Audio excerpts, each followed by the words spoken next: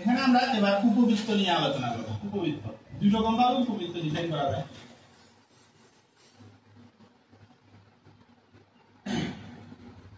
একটা থাকতে পারে x অ্যাক্সিস বরাবর আর একটা থাকতে পারে y অ্যাক্সিস বরাবর। যদি x অ্যাক্সিস বরাবর উপবৃত্তটা শেপটা হবে, এটা ইকুয়েশনটা এমন হবে x square by a square plus y square by b square equal 1। এখানের মধ্যে এর যে ডিসটেন্সটা, এটা হলো এর ডিসটেন্স আছে যে a, 0 লেফট সাইডে হবে নেগেটিভ সাইডে মাইনাস a, 0 উপরের দিকটা আবার করবে হলো 0, b আর নিচের দিকটা হবে 0, মাইনাস। উপবৃত্তের 2 নম্বর সমীকরণ থাকবে হলো y অ্যাক্সিস বরাবর, y অ্যাক্সিস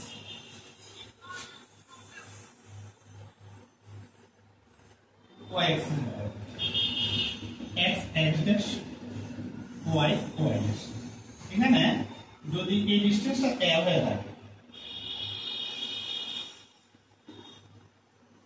b, 0 এটা b আর এদিকে হবে মাইনাস b, 0 উপরের দিকটা হবে এটা যদি a ডিসটেন্স হয়ে থাকে 0, a আর নিচের দিকটা হবে 0, মাইনাস। এটা সমীকরণটা এমন হবে x square by b square মানে x অ্যাক্সিস বরাবর আছে b আর y square by a square equal to 1। এটা হবে উপবৃত্তটা সমীকরণ।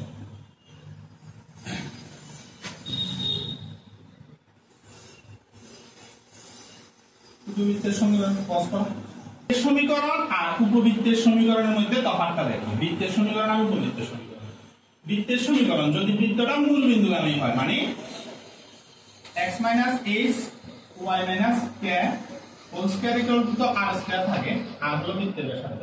এখানে যদি মূল বিন্দুগামী হয় তাহলে x minus 0 whole square y minus 0 whole square equal r square হয়। x square plus y square equal r square। এই rটা x square নিচে আর y square নিচে আনলে এমন হবে x square by r square y square by r square equal কত 1। যদি x axis এর নিচে যে ভ্যালুটা আছে r, y axis এর নিচে যে ভ্যালুটা আছে r, দুটো যদি ইকুয়াল হয়ে যায় তখন এটা বৃত্তের সমীকরণ। আর যখন x স্কয়ার এর নিচে থাকে a, y স্কয়ার এর নিচে থাকে b আর a টা বড় হয় b এর থেকে, তখন এটা হয়ে যায় উপবৃত্তের সমীকরণ। অথবা x স্কয়ার এর নিচে থাকে b, y স্কয়ার এর নিচে থাকে a, তখন এটা হয়ে যায় উপবৃত্তের সমীকরণ। যদি এগুলি ইকুয়াল থাকতো, যদি a আর b ইকুয়াল হয়ে যায় তাহলে কেমন হবে x square by a square y square by a square, তখন এটা হয়ে যাবে কি এটা বৃত্তের সমীকরণ। মানে নিচের যে ভ্যালুগুলি আছে b আর a যখন ডিসটেন্স সেম হইব চিত্রটা এমন হবে।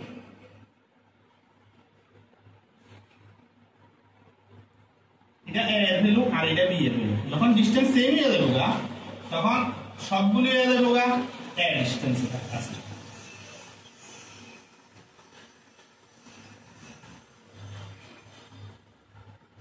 তখন এই সমীকরণটা হয়ে যাবে বৃত্তের সমীকরণ।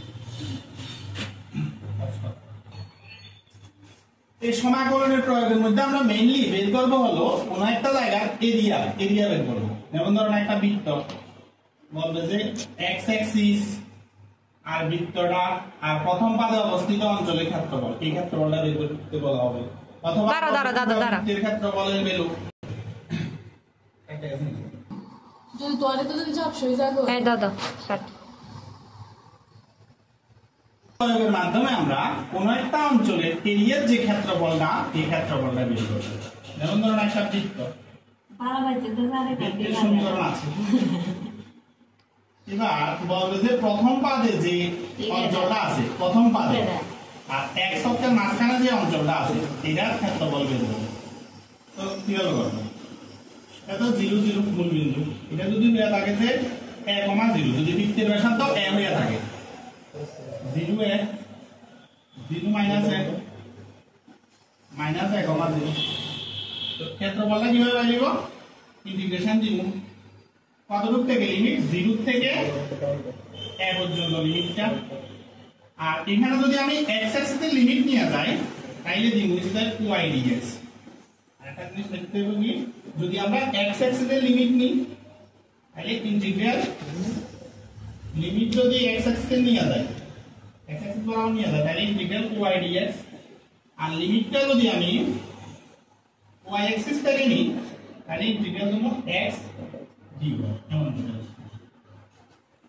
এবার ধরো না একটা সমীকরণ আছে কি x² + y² = s² এটা একটা বৃত্তের সমীকরণ এবার কইছে যে তোমারে যে বৃত্তের প্রথম পাদে যে এরিয়াটা আছে এই এরিয়াটা বের করতে তাহলে আমরা কি করব এখান থেকে এই সমীকরণটা আমরা 1 নং দিয়ে রাখব এখান থেকে যদি y এর ভ্যালু বের করি y² = s² - x² এটা দেখো এবার যে এরিয়াটা যদি বাইর করি রিকোয়ার্ড এরিয়া কি হইব আমরা ইন্টিগ্রাল 0 থেকে a যদি x অ্যাক্সিস বরাবর লিমিটটা নিই অথবা যদি y অ্যাক্সিস বরাবর লিমিটটা নিই তাও 0 থেকে আমরা x অ্যাক্সিস বরাবর নিলাম যদি x অ্যাক্সিস বরাবর লিমিটটা নিই তাহলে ইন্টিগ্রাল হইব কি ইন্টিগ্রাল y dx ইন্টিগ্রাল 0 থেকে a এই y এর ভ্যালুটা এই সমীকরণ থেকে লিখতে হবে y এর ভ্যালুটা y এর ভ্যালু আই হইছে যায় √s² - x²। এখন ইন্টিগ্রেশন ক্লোজ করব লিমিটটা বসিয়ে দেব এরিয়া বের হবে